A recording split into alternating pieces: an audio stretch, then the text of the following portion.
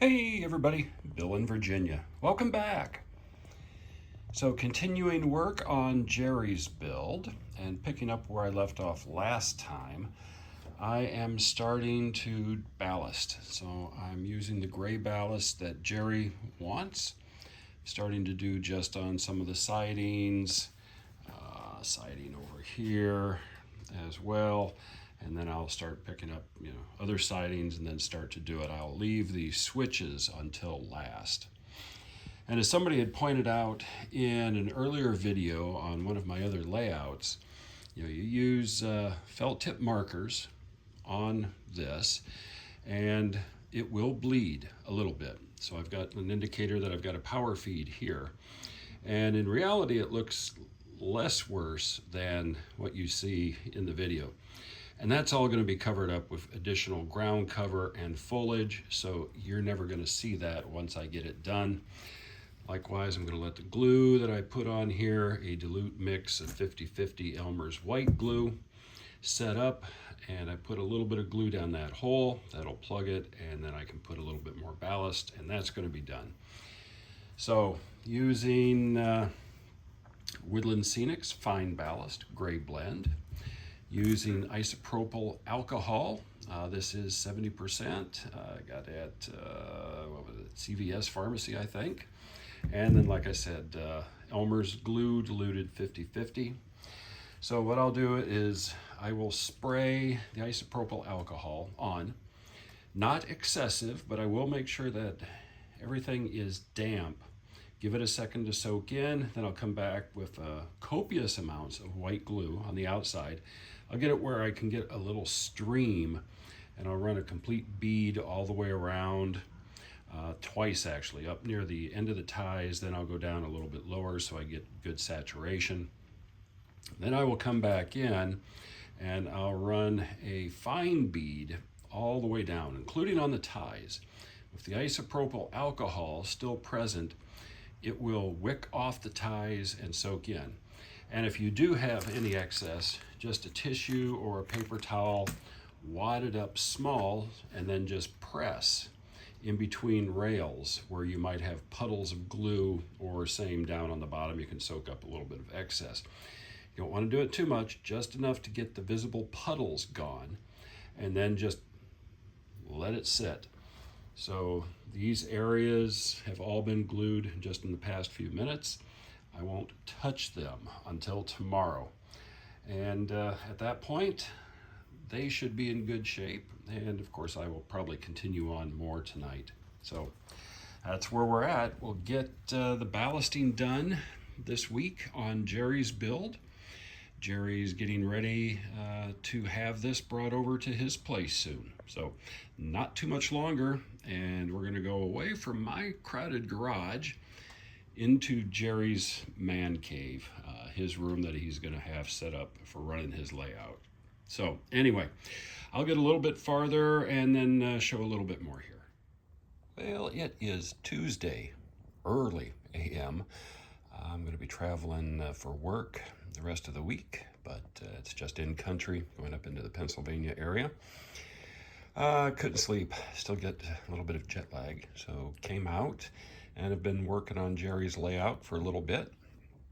I gave a second spritz of isopropyl alcohol and an additional glue on all of what I did yesterday on the spurs.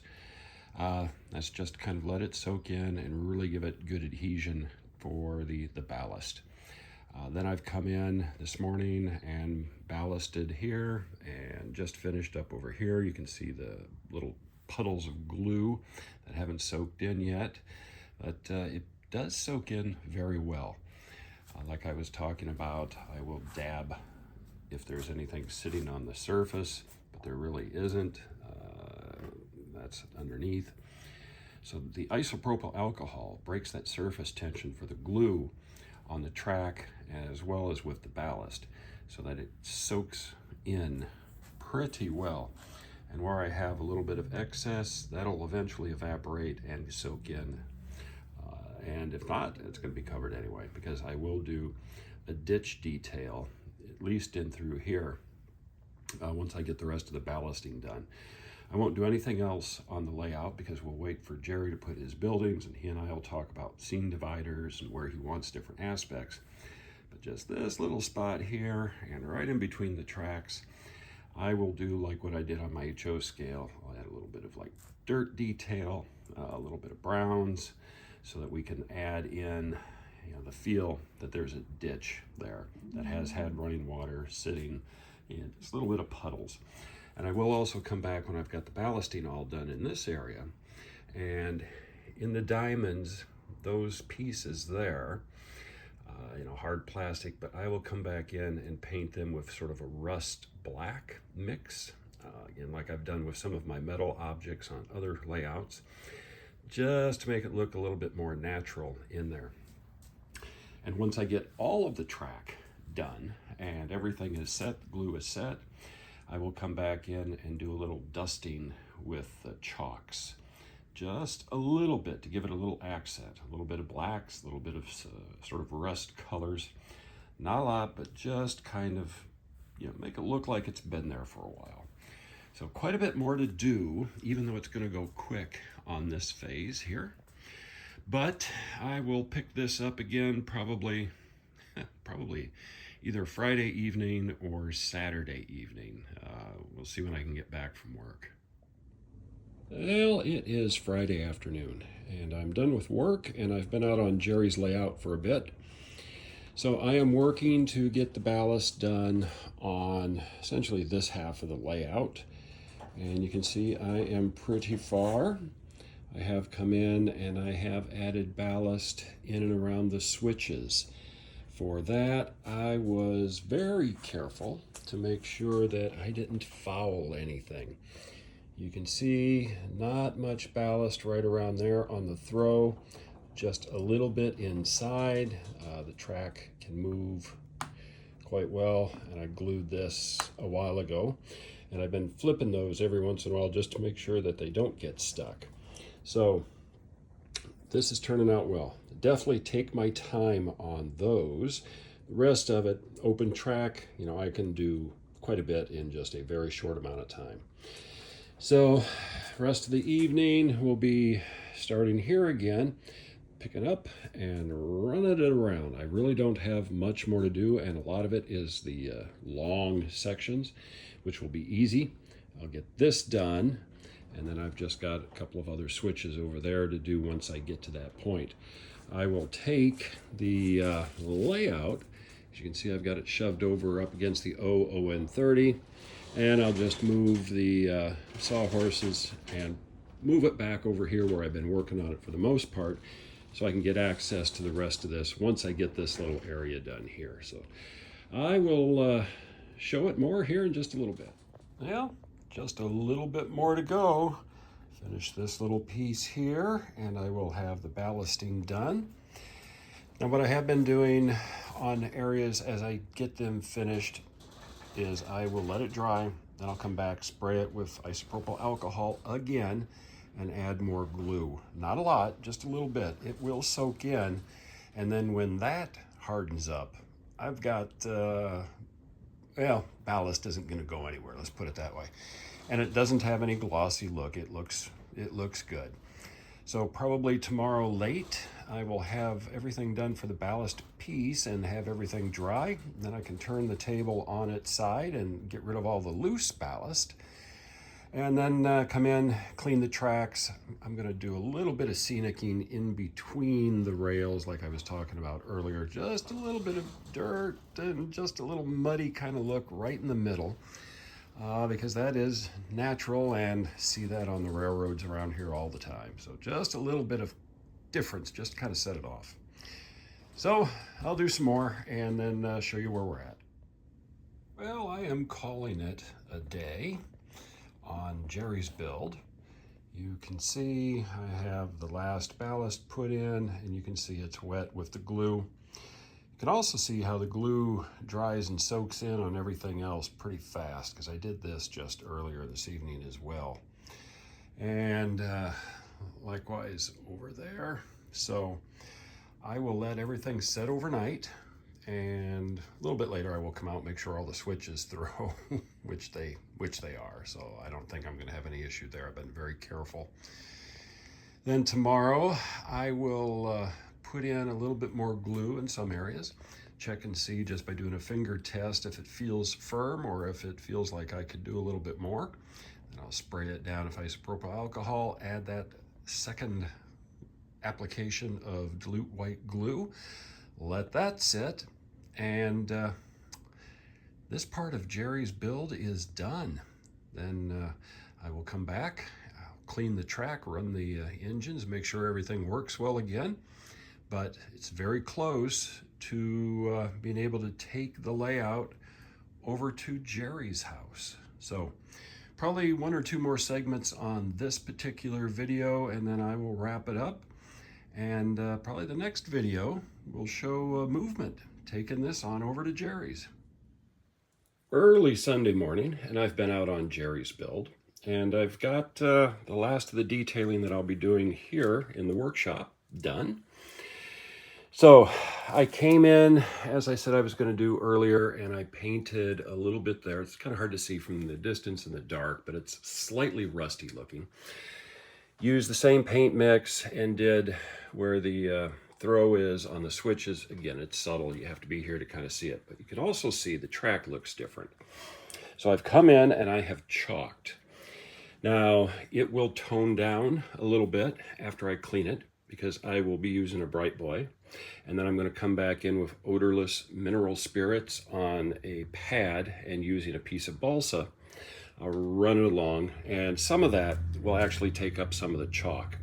It'll take up some of the dust and other things. So this will tone down a little bit after I run, and over time it does tone down, just moisture in the air. It soaks in actually into the ballast a little bit more. So it'll be there, but it will be subtle. And I've noticed that on my other layouts that over time it it blends in pretty good. So next step, just clean the track, run some trains, and this is ready to go over to Jerry's. So we will get started on additional scenery here in the near future.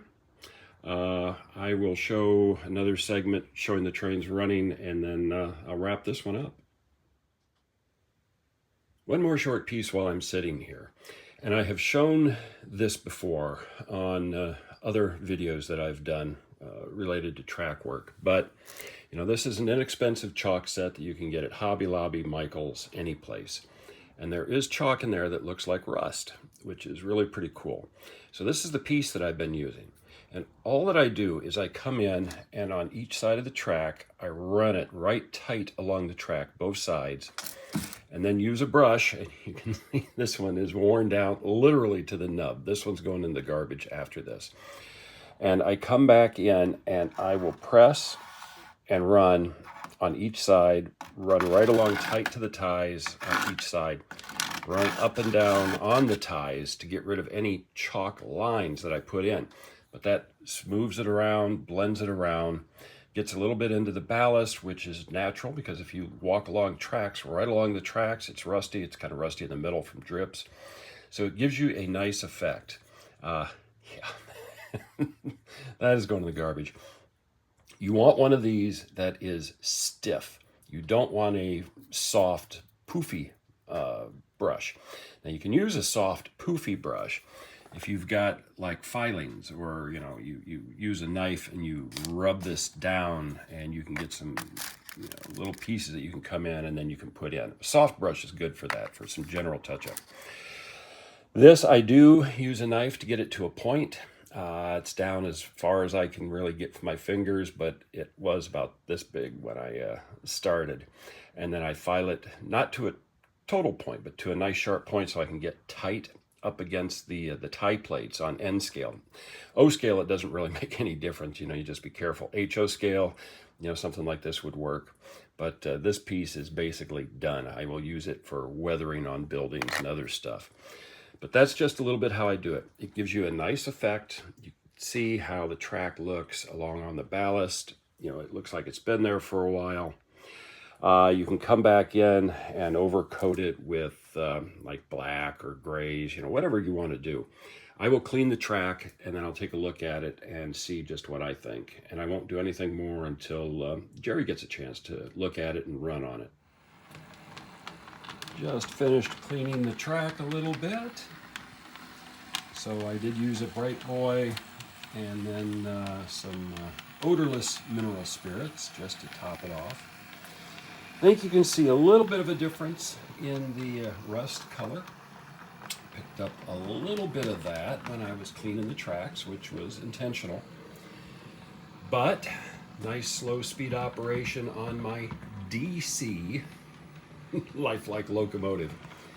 I don't know, I've reviewed a few videos where I've called it DCC and it's not. It's a DC lifelike. But it's running pretty good. Nice and slow. So I have vacuumed up loose ballast, and you can see really didn't get much of anything off except for the crumbles that were away from the track. That double application of dilute white glue really holds it in place. And oh, hesitation on that switch. I'm gonna go clean that right now and see if I can get that running a little bit better. Otherwise everything else seems to be running just fine.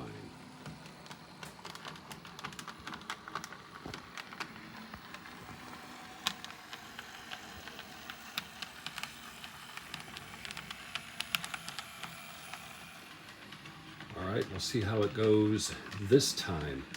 I went over there and I could see tarnish on the track by that switch. That's a result of the isopropyl alcohol. So I buffed it out with the Bright Boy that you see just beside the engine right now. And nice, not even a flicker. After I buffed it, I did come back in with the No-Ox ID. And I put just a little bit on this type of a shop rag that I've cut into strips. So I didn't have it on the stick. I'm only using one hand, so it's kind of hard, but I had it off, put it into the No-Ox ID, and you can see I've been using very, very little of this. Just enough to put it on the surface of the paper towel, smeared it around a little bit so I get, no blobs. And then I took this and went across all the track, and I mean all of the track on the layout. All I did was move the paper towel a couple of millimeters each way until I had the entire layout done. This way I'm getting a very, very, very thin film of the No-Ox ID on the layout. No blobs, no major accumulations, just a very fine and even coating. And I put decent pressure on this to make sure that it covered well and didn't skip over anything. And you can see the results. When that engine goes through switches, almost no flicker. So this railroad is running good. I will put the engine through its paces on all of the different tracks and just kind of make sure that No-Ox ID really is mixed around pretty good, because it will get on the wheels and the wheels will take it to other parts of the layout. But I think we are just about ready to have this go over to Jerry's house. All right, that's going to do it for this one. I have sent Jerry a message, and we'll see when he is ready to have this taken over to his place and set on his workstation. Seen pictures of the workstation that a friend of his is building for him, and it's fantastic. Jerry is going to have a wonderful little area to model and enjoy his railroad. So with that, that's going to wrap it up. So keep having fun on your layouts. Until next time.